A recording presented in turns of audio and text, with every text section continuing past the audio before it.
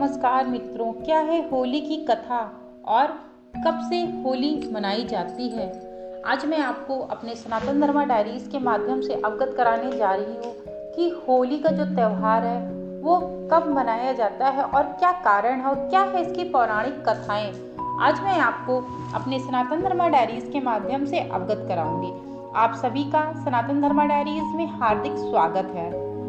होली की आप सभी को हार्दिक शुभकामनाएं। आपके जीवन में तरक्की के रास्ते खुल जाए और जिस प्रकार से सत्य पर असत्य पर सत्य की विजय हुई, उसी प्रकार से आपकी भी विजय हर जगह हो। आखिरकार होली की कथा क्या है और कब से होली मनाई जाती है। होली का जो पर्व है वो धर्म संस्कृति का माना जाता है, पर एक तिथि विशेष है तो त्योहार किसी विशेष तिथि में ही मनाया जाने वाला उत्सव होता है। आपको बता दें कि होली फाल्गुन मास की पूर्णिमा को मनाया जाने वाला रंग उत्सव है। इस तरह यह पर्व भी और त्योहारों की तरह भी है। क्या आप सोचते होंगे कि आप आखिरकार होली का त्योहार कैसे और कब प्रारंभ हुआ। यह पर्व में त्योहार भी क्या होता है और त्योहार क्या सतयुग में भी मनाया जाता था। करीब 39 लाख वर्ष पहले से जी हाँ, होली का त्योहार मनाया जा रहा है। आज देश भर में ज्यादातर जगह होलिका दहन किया जाएगा, लेकिन होली कब से मनाई जा रही है यह सवाल तो आप लोगों के मन में आता ही होगा, क्योंकि हमारे मन में भी आता है। यह जानना वाकई बड़ा ही दिलचस्प है कि होली आज से करीबन 39 लाख वर्ष पहले यानी कि रामकृष्ण के काल से भी पहले मनाई जा रही है। एक युग जिसके साथ प्रायः सब कुछ खत्म हो जाता है। होली उसी पार कर भी दूसरे युगों में प्रवेश करती है। कलयुग में भी न सिर्फ हमारी खुशियों का कारण है, बल्कि यह संदेश देने में भी सक्षम है कि हर बुराई का अंत निश्चित अवश्य ही होता है। सतयुग में भी मनाई जाती थी होली सबसे पुरानी और प्रचलित कथा है। होली मनाने की शुरुआत कब और कैसे हुई, इस प्रश्न को मैं आपको अपने सनातन धर्मा डायरीज के माध्यम से अवगत कराने जा रही हूँ। सबसे पुरानी और प्रचलित कथा के अनुसार सतयुग है। ऐसे में कहा जाता है कि होली सतयुग में मनाई जाती रही है। वह आगे चलकर 4 युग होते हैं, सतयुग, त्रेता युग, द्वापर और कलयुग। हमारे शास्त्रों में एक युग लाखों वर्ष बताया गया है। सतयुग करीबन 17 लाख 28 हजार वर्ष चला। त्रेता युग 12 लाख 96 हजार वर्ष चला। द्वापर युग 8 लाख 64 हजार वर्ष चला, जबकि कलयुग जो है वह 4 लाख 32 हजार वर्ष का ही होना है।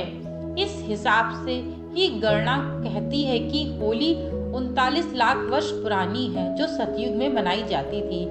तब भगवान ने नरसिंह अवतार लिया था और हिरण्यकश्यप का वध किया था। आपको बता दें कि ब्रह्म सूजक है, विष्णु पालनहार तो शिव संहार करता है। इसके साथ ही विष्णु संतुलन बनाए रखने के लिए भी समय समय पर अवतार लेते रहते हैं। गरुड़ पुराण में भगवान विष्णु के 10 अवतारों का वर्णन किया गया है।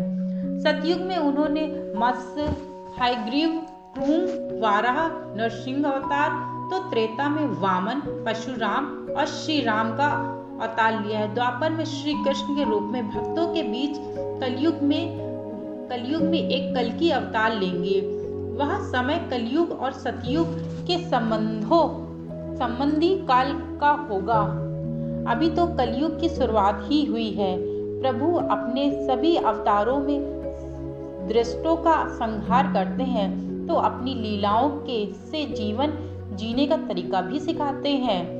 होली का त्योहार भी कुछ ऐसा ही है, जिसका आरंभ सतयुग में हो चुका था और आज भी होली प्रचलित है और आज भी मनाई जाती है।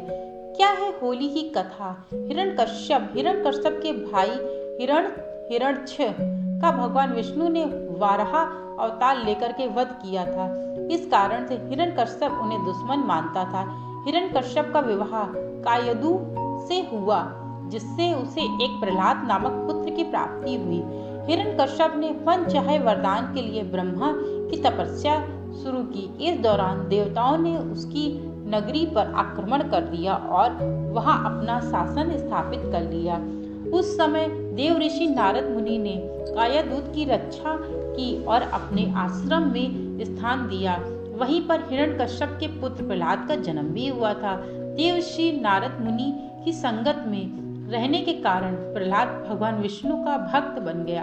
उधर कई वर्षों तक तपस्या करने के बाद हिरण्यकश्यप को ब्रह्मा ने दर्शन दिए और हिरण्यकश्यप ने वरदान मांगा कि मेरी मृत्यु मनुष्य या पशु के हाथों ना हो, न ही किसी अस्त्र शस्त्र से, न ही दिन वह रात में हो, न भगवान के बाहर और न ही अंदर और न ही बाहर हो, न भूमि न आकाश में हो।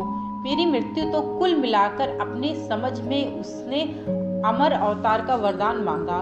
ब्रह्मा ने उसे यह वरदान दे दिया, किंतु इसके बाद वह निरंकुश हो गया। वह ऋषि मुनियों की हत्या करने लगा और स्वयं को भगवान घोषित कर दिया। किंतु स्वयं का उसका पुत्र प्रहलाद विष्णु भक्ति में लीन रहता था। यह बात हिरण्यकश्यप को पता चली तो वह गुस्से से लाल हो गया। बार बार समझाने के बाद भी प्रहलाद ने जिद नहीं छोड़ी तो उसने उससे मारने का फैसला कर लिया। हिरण्यकश्यप की एक बहन थी होलिका। होलिका को भी भगवान ब्रह्मा से वरदान मिला था, यह कि उसे अग्नि नहीं जला सकती है। हिरण्यकश्यप ने होलिका को कहा कि वह प्रहलाद को अपनी गोद में लेकर के अग्नि में बैठ जाए ताकि प्रहलाद भाग न सके और वह उसी अग्नि में जल करके भस्म हो जाएगा। होलिका ने ऐसा ही किया, किंतु वह खुद भस्म हो गई और प्रहलाद सही सलामत बच गया। कहा जाता है कि होलिका के एक वस्त्र में न जलने की शक्ति सम्मिलित थी, किंतु भगवान विष्णु की कृपा से चली तेज आंधी से वह वस्त्र होलिका से हटकर प्रहलाद के शरीर से लिपट गया और होलिका के जलने और प्रहलाद के बचने जाने पर नगरवासियों ने उत्साह मनाया, जिससे छोटी होली के रूप में भी जाना जाता है। इसके बाद जब यह बात फैली तो विष्णु भक्तों ने अगले दिन और भी भव्य तरीके से उत्साह मनाया। होलिका से जुड़ा होने के कारण आगे इस उत्सव का नाम होली पड़ गया। उधर हिरण्यकश्यप ने प्रहलाद को मारने के लिए उसे एक खंभे में बांध दिया। वह प्रहलाद को मारने ही वाला था कि भगवान विष्णु खंभा फाड़कर नरसिंह अवतार में प्रकट हुए। उन्होंने हिरण्यकश्यप को उसके भवन की चौखट पर ले गए। संध्या के समय अपनी गोद में रख करके नाखूनों की सहायता से उसका वध कर दिया। इस तरह ब्रह्मा का वरदान भी नहीं टूटा और वह सफल भी हो गया। भगवान तो भक्त प्रहलाद को उसका उत्तराधिकारी बना दिया और जीवन में सदैव यह होली असत्य पे सत्य की विजय के लिए प्रचलित हो गई। जीवन में कितनी भी प्रॉब्लम्स हों, लेकिन कभी न कभी उसका अंत जरूर होता है। क्या है भगवान शिव और कामदेव की कथा, यह भी होली से ही प्रचलित है। सबसे प्रचलित कथा सतयुग में होलिका दहन की है, लेकिन बाद के युगों में भी यह उत्सव अलग अलग समय पर मनाया जाता रहा और उसमें अन्य कथाएं भी जोड़ दी गई। होली की एक कहानी कामदेव की भी है। पार्वती शिव से विवाह करने के लिए उनकी तपस्या में लीन थी, लेकिन खुद का ध्यान मगन शिव ने काफी समय तक ध्यान नहीं दिया। ऐसे में कामदेव से रहा ना गया और उन्होंने भगवान शिव पर पुष्प बाण चला दिया। ध्यान भंग होने से शिव को इतना गुस्सा आया कि उन्होंने अपनी तीसरी आंख खोल दी और कामदेव को भस्म कर दिया। कामदेव के भस्म होने के बाद उनकी पत्नी रीति रोने लगी और कामदेव को जीवित करने की गुहार लगाने लगी। इसके अगले दिन क्रोध शांत होने पर शिव ने कामदेव को पुनः जीवित कर दिया। माना जाता है कि कामदेव के भस्म होने पर होलिका जलाई जाती है, तो उनके जीवित होने की खुशी में रंगों का त्योहार मनाया जाता है। मित्रों, मैंने आज आपको अपने सनातन धर्मा डायरीज के माध्यम से 2 पौराणिक कथाएं होली की अवगत कराई है, जिनको जैसे जैसे युग बदले हैं वैसे वैसे कहानियां भी बदली हैं। जैसे सतयुग में हिरण्यकश्यप के बारे में थी, प्रहलाद के बारे में थी, नरसिंह भगवान श्री हरि विष्णु ने जन्म लिया, उसी प्रकार से त्रेता युग में कामदेव और शिव जी के बारे में है। इसी प्रकार से और भी जो 2 युग हैं, यानी कि कलयुग और एक युग है, उसमें भी अलग अलग प्रकार की कहानी ऐसी ही अवगत कराई गई है। आज मैंने आपको बताया कि होली का जो त्योहार है ये कितने वर्षों पुराना है और कब से ये प्रारंभ हुआ है, और होली का त्योहार इतने उत्सव के साथ क्यों मनाया जाता है। संपूर्ण जानकारी मैंने आपको अपनी सनातन धर्मा डायरीज के माध्यम से अवगत कराई। यदि मेरे द्वारा दी गई यह जानकारी आप लोगों को पसंद आई हो तो चैनल को सब्सक्राइब, लाइक और शेयर करना मत भूलिएगा। Thank you so much video को वॉच करने के लिए।